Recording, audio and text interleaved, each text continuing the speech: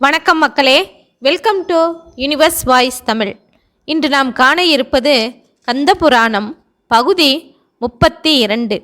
சூரபத்மனோடு முதல் நாள் போர். மகன் பானுகோபன் போர்க்களத்தில் தோல்வியடைந்து புறமுதுகு காட்டி ஓடி வந்த செய்தியை அறிந்தான் சூரபத்மன். சரி, இனி சும்மா இருக்கக்கூடாது. நாளை நாமே போருக்கு சென்று பாலகன் முருகனையும் அவன் படையினரையும் கொன்றுவிட வேண்டும் என்று தீர்மானம் செய்து கொண்டான். உடனே அமைச்சர்களை அழைத்து படையினரையும் தளபதிகளையும் வரச் சொன்னான். மறுநாள் காலை போருக்கு ஆயத்தமாகும்படி கட்டளையிட்டான். காலை எழுந்து காலை கடன்களை முடித்துக்கொண்டு பட்டாடை உடுத்தி ஆபரணங்களை அணிந்து மின்னன் இடையில் உடை, வாள், வில், முதுகில் அம்புரா தூணி, கழுத்தில் தும்பை மலர் மாலை அணிந்து இந்திரலோகத் தேரில் ஏறி அமர்ந்தான். தன் தம்பியின் பிள்ளைகளான அதிசூரன், அசுரேந்திரன் இருவரையும் அன்றைய போரின் தளபதிகளாக பட்டம் சூட்டினான். சூரபத்மன் போர்க்களம் வருவதை அறிந்த இந்திரன் முருகப்பெருமானிடம் வந்து சொன்னான். ஐயனே, உலகத்தை காக்கும் கந்த பெருமானே, பக்தர்களுக்கு அருளும் கருணாமூர்த்தியே, சூரபத்மன் போர்க்களத்திற்கு வந்து கொண்டிருக்கின்றான். தாங்கள் அவனை விரைவில் அடக்க வேண்டும் என்று வேண்டினான். கந்த பெருமான் புன்னகை செய்து, அவ்விதமே செய்வோம் இந்திரரே என்றார். உடனே ரதத்தை தயார் செய்ய சொல்லி ஏறிக்கொண்டார். மங்கள வாத்தியங்கள் முழங்க பூதப்படையும் தளபதிகளும் பின்னால் வர போர்க்களத்தை நோக்கி சென்றார். போர்க்களம் வந்ததும் பூதப்படை மலைகளையும் மரங்களையும் பிடுங்கி அரக்கற்படை மீது வீசி எறிந்தது. அரக்கற்படையும் கோபம் கொண்டு கொடிய ஆயுதங்களால் பூதப்படையை தாக்கியது. போரின் ஆரம்பத்திலேயே அரக்கர் படையில் பலர் உயிரிழந்தனர். இந்த மோசமான நிலையை கண்ட அதிசூரன் படையினரை விலக்கி தன் தேரை ஓட்டி வந்தான். பூதப்படையின் தளபதியில் ஒருவனான உக்கிரன் முன்னால் வந்து நின்றான். இருவருக்கும் கடுமையான போர் நடந்தது. உக்கிரனுடைய ஒரு பானம் அதிசூரனின் மார்பு கவசத்தை கிழித்தது. அதிசூரன் மற்றொரு தேரின் மீது ஏறும் சமயம் தேரின் குதிரைகளை காலால் உதைத்தான் உக்கிரன். அதிசூரன் கோபம் கொண்டு அக்னி அஸ்திரத்தையும் அடுத்தடுத்து வர்ணாஸ்திரத்தையும் பிரம்மாஸ்திரத்தையும் உபயோகித்தான். ஆனால் உக்கிரனோ அதை விழுங்கினான். இதை பார்த்த அதிசூரன் ஆத்திரமடைந்து நாராயணாஸ்திரத்தை செலுத்தினான். 10 திசைகளிலும் ஒளிவிட்டு பிரகாசித்து கொண்டு உக்கிரமாக வந்த அந்த அஸ்திரத்தை உக்கிரன் பிடித்து விழுங்கிவிட்டான். அதிசூரனோ இதை பார்த்து வியந்தான். இவன் யார்? எல்லா அஸ்திரங்களையும் வாயில் போட்டு விழுங்கி விடுகின்றானே என்று. தேவர்களும் இந்த அதிசயத்தை கண்டு பிரம்மாவிடம் சென்று அதிசயத்தை தெரிவித்தார்கள். பிரம்மா சொல்லத் தொடங்கினார். பரமேஸ்வரனுடைய பக்தர்களில் இவன் சிறந்தவன். மகாதேவருடைய அருளை பூரணமாக பெற்றவன். சகல பிரம்மாண்டங்களையும் அழித்து விடக்கூடிய ஆற்றல் பெற்றவன். பூதகணங்களில் மேலானவன். ஆறுமுகப் பெருமானிடம் பக்தி பூண்டவன் என்றார். தேவர்களுக்கு ஆனந்தத்தால் கண்களிலிருந்து நீர் பெருகியது. அனைவரும் போரை மிகவும் உன்னிப்பாக பார்க்க தொடங்கினார்கள். அதிசூரன் பாசுபதாஸ்திரத்தை உக்கிரன் மீது ஏவினான். அது பேரொளி எழுப்பி அண்டங்களையெல்லாம் நடுநடுங்கச் செய்து கொண்டு பூதப்படைகளை விரட்டியடித்து உக்கிரனை நோக்கி வந்தது. பரமேஸ்வரனை உள்ளத்தால் வணங்கி தலை குனிந்து நின்றான் உக்கிரன். பாசுபதாஸ்திரம் அவனை ஒரு சுற்று சுற்றிவிட்டு பரமேஸ்வரனிடமே சென்று அடைந்தது. பாசுபதாஸ்திரம் பயனற்று போனதும் அதிசூரன் கலங்கினான். அரக்கர் படையும் தயங்கிற்று. உடனே ரதத்தை விட்டு கீழே இறங்கிய அதிசூரன் தண்டத்தை எடுத்து ஓங்கி உக்கிரனின் மார்பில் தாக்கினான். உக்கிரன் அதை பிடுங்கி அதிசூரனை அடித்தே கொன்றுவிட்டான். அதிசூரன் மடிந்ததைக் கண்டு பூதப்படையினர் மகிழ்ச்சி ஆரவாரம் செய்தார்கள். தாரகனின் பிள்ளை அசுரேந்திரன் முன்னால் வந்தான். பூதப்படைகளோ பின்வாங்கின. பூதக்கண வீரன் சனகன் அசுரேந்திரனை எதிர்க்க வந்தான். ஜனகனை நோக்கி அசுரேந்திரன் பானத்தை செலுத்தியதும் மயங்கினான். சனகனை நோக்கி 1000 அம்புகளை விட்டு அவனை பூமியில் வந்து விழச் செய்தான். பூதப்படையினருள் புகுந்து போரிட்டான். உன்மத்தனை தாக்கியதில் அவனும் மூர்ச்சித்து விழுந்து விட்டான். மந்தன், சிம்மன், தண்டகன் ஆகிய பூதப்படை வீரர்களை எல்லாம் தோல்வியுறச் செய்தான் அசுரேந்திரன். அவனுடைய போர்த்திறமையை கண்டு வியந்த வீரபாகு அவனோடு போரிட வந்தான்.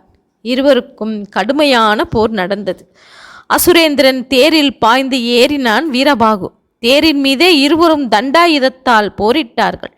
அசுரேந்திரன் ஓங்கி வீரபாகுவின் மார்பில் உதைத்தான். வீரபாகு சிறிது தடுமாறினாலும் உடனே சமாளித்து கொண்டு பதிலுக்கு ஓங்கி அவன் மார்பில் உதைக்க அவன் கீழே சாய்ந்ததும் இனி இவனை விட்டு வைக்கக்கூடாது என்று கத்தியை எடுத்து அசுரேந்திரனின் தலையை ஒரே வெட்டாக வெட்டினார்.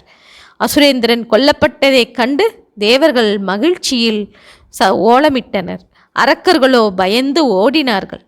சகோதரனின் பிள்ளைகளும் மா வீரர்களுமான இருவர், அதாவது அதிசூரனும் அசுரேந்திரனும் இப்போரில் மடிந்ததை கேட்டு பெரும் துயரமடைந்தான் சூரபத்மன். அதே சமயம் தேவர்களும் முனிவர்கள் மீதும் முருகனின் மீதும் கடும் கோபம் வந்தது. அவன் வில்லில் நான் பூட்டிய போது ஏற்பட்ட சப்தம் இடி முழக்கம் போல் கேட்டது. அதனால் இந்திராதி தேவர்களும் பிரம்மா மகாவிஷ்ணு முதலியோரும் நடுங்கினர். பூதகணங்கள் பயந்து முருகனுடைய அருகில் சென்று நின்று கொண்டனர். நவ வீரர்களில் ஒருவனான வீரமார்த்தாண்டன் முன் சென்று சூரபத்மன் மீது சக்தி வாய்ந்த அஸ்திரங்களை பிரயோகித்தான். சூரபத்மனோ அவ்வளவு பானங்களாலேயே முறிவடித்தான். மேலும் ஒரு பானத்தை விட்டு வீரமார்த்தாண்டனை நினைவிழச் செய்து தரையில் சாய வைத்தான். வீரமார்த்தாண்டன் விழுந்ததும் சூரபத்மனை எதிர்க்க வீர ராட்சசன் வந்தான். சூரபத்மன் அவன் காலை பிடித்து தூக்கி வானத்தில் வீசி எறிந்தான். அவனோ அண்டத்தின் சுவரில் சென்று மோதி பொத்தென்று விழுந்து விட்டான். இப்படியாக வீரமகேந்திரன், வீரதீரன், வீரகேசரி, வீரபுரூடன், வீராங்கதன் ஆகிய வீரர்களுள் சூரபத்மனை எதிர்த்து அடிபட்டு சாய்ந்தார்கள். வீரபாகு முழக்கமிட்டு கொண்டு சூரபத்மனின் முன் வந்து நின்றான். அவனை பார்த்த சூரபத்மன், தூதுவனாக வந்தவன் அல்லவா, வீணாக ஏன் உயிரை விடப் போகிறாய்? வில்லை கீழே போட்டுவிட்டு என்னிடம் வா, எனக்கு தூதுவனாக இரு, உன்னை உயர்ந்த நிலையில் வைத்து கொள்ளுகிறேன் என்று எள்ளி நகையாடினான். அசுரேந்திரனே, முருகப்பெருமான் தூதனாக உன்னிடம் வந்தேன். அப்போது அவர் கட்டளைப்படி உன்னுடன் போர் செய்ய வந்திருக்கின்றேன். இப்போது வீண் பேச்சு பேசாமல் போர் செய் என்னுடன் என்றான் வீரபாகு. இருவருக்கும் பயங்கரமான போர் மூண்டது.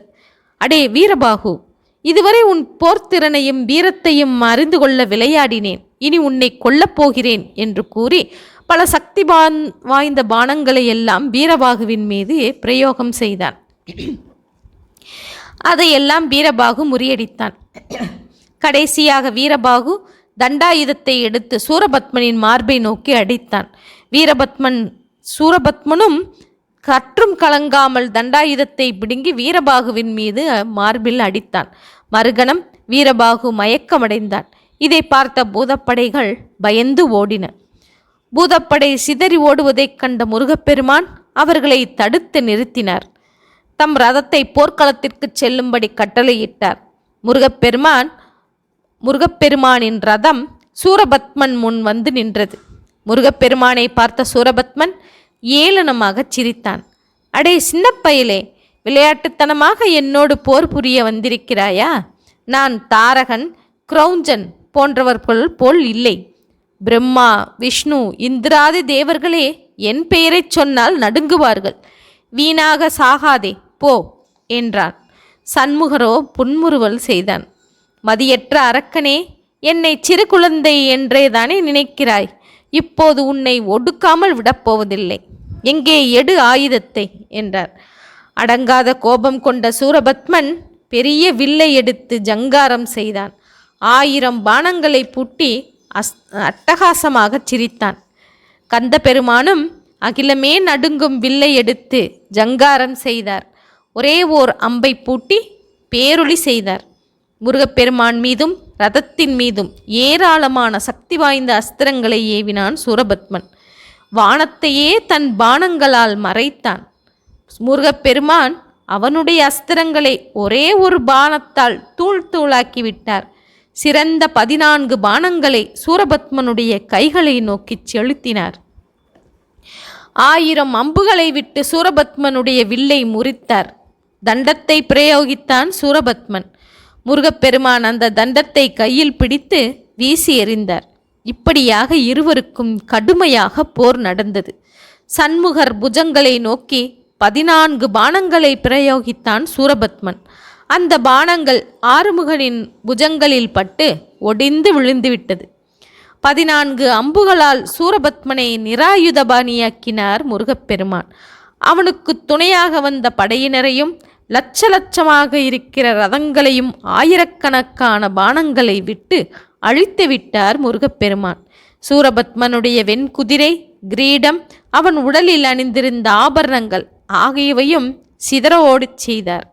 சூரபத்மனோ மகுடமின்றி ஆபரணங்கள் அறுபட்டு நிராயுதபாணியாக வெட்கி தலை குனிந்து நின்றான். சூரபத்மனே, தேவர்களையும் முனிவர்களையும் விடுதலை செய், அவர்களுக்கு தொல்லை கொடுக்காதே என்று எச்சரித்தேன். இப்போதாவது மனம் மாறி நல்ல விதமாக நடந்து கொள், உயிராவது தப்புவாய். உன் சகோதரன் தாரகனைப் போல் உன்னையும் கொல்லும் நோக்கத்தோடுதான் வந்தேன். உன் மீது எனக்கு இரக்கம் ஏற்பட்ட காரணத்தால் இன்னமும் வேலாயுதத்தை உபயோகிக்கவில்லை. நீ மரியாதையாக சரணடைந்து விட்டால் தப்பித்து விடுவாய், இல்லையேல் மடிவது நிச்சயம் என்றார் முருகப்பெருமான். சூரபத்மனோ சிந்தனையில் மூழ்கினான். சிறுவன் என்றல்லவா நினைத்தேன், இவனோ என் 1000 வாகினி அரக்கர் படையையும் நிர்மூலமாக்கிவிட்டான், என்னையும் நிராயுதபாணியாக்கிவிட்டான். ஆனால் விடமாட்டேன், மீண்டும் இவனுடன் போரிட்டு இவனை வெற்றி பெறுவேன். என்னிடமுள்ள படைகள் அத்தனையையும் அழைத்து வரப்போகிறேன் என்று நினைத்து மாயமாக மறைந்து வீரமகேந்திரபுரிக்கு சென்று விட்டான். சூரபத்மன் மாயமாய் மறைந்ததை அறிந்த தேவர்கள் முருகப்பெருமான் முன் வந்து வணங்கி, மாயாவியான சூரபத்மன் தப்பிவிட்டான். தாங்கள் அவனை கொல்லாமல் விளையாடி கொண்டிருந்தீர்களே முருகா, அவன் மீண்டும் திரும்பி வந்து நம்மை தாக்கத்தான் போகிறான் என்று பயந்த குரலில் சொன்னார்கள். முருகப்பெருமானோ புன்முறுவல் செய்தார். பயப்படாதீர்கள், மீண்டும் வந்தால் வேலாயுதம் அவனுக்கு புத்தி புகட்டும் என்று கூறியவாறு சண்முகர் தம் படையுடன் ஹேமகூடத்திற்கு வந்தார். ஓகே மக்களே, சூரபத்மனுடன் முதல் நாள் போரிட்ட கந்தபுராணத்தை பார்த்தோமல்லவா? இதன் தொடர்ச்சியை இனி அடுத்து வரும் காணொளியில் காணலாம். ஓகே மக்களே, நன்றி, வணக்கம்.